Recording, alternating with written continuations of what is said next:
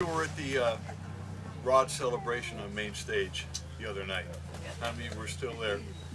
Any of you there as late as when I played? Yeah.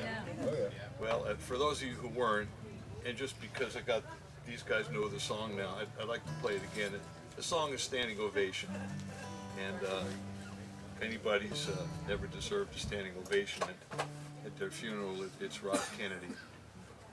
It's just amazing what he created and what we're all able to carry on. It just, as I shared on the stage the other night, Caroline Aiken brought me here 13 years ago, and she just asked me, would you come and play bass? She knew I was embarking on this solo folk career, coming from a whole different place as a bass player, and she was very supportive, and she said, why don't you come and play bass with me, and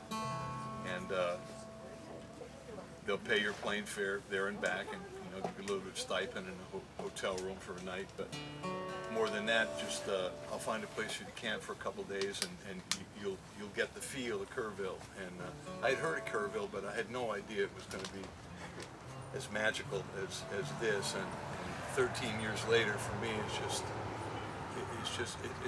been so good for my growth as a songwriter, as a human being, the friends that I've made here.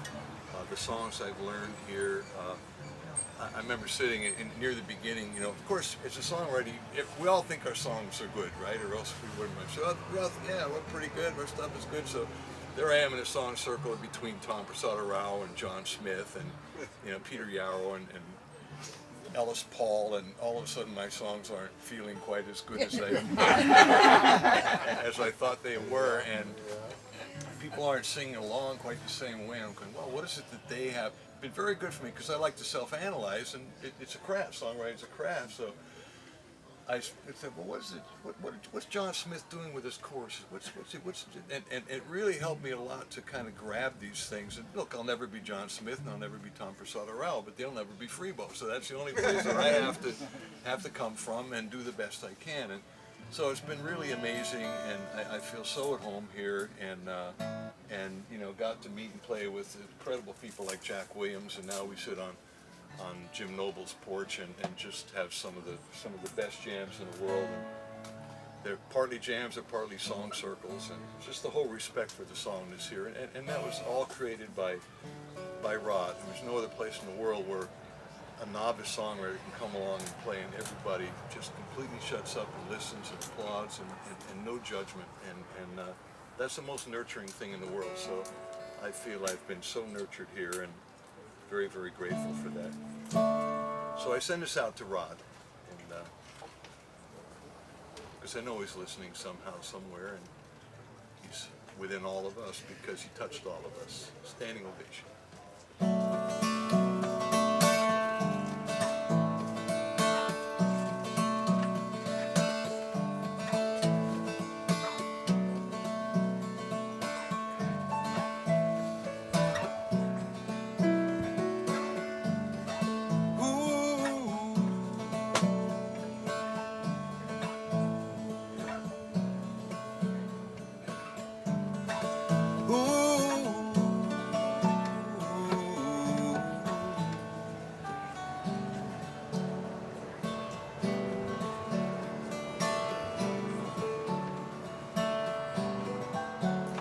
If life is a comedy, the part that we play is never as clear as it could be. Or maybe a drama, who is to say, but it always turns out as it should be.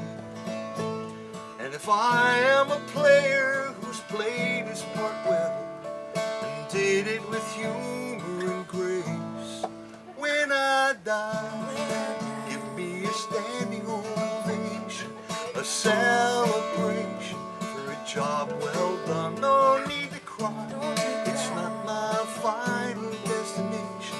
I'll be at the station when the train comes by.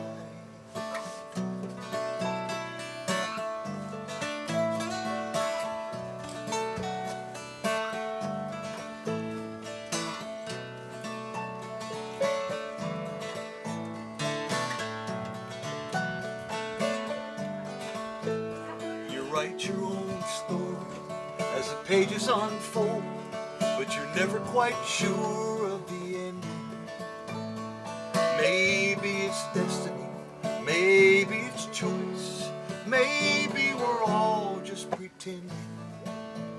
In the tale of a lifetime, if it all comes around, and you only receive what you're sending. When I die, give me a standing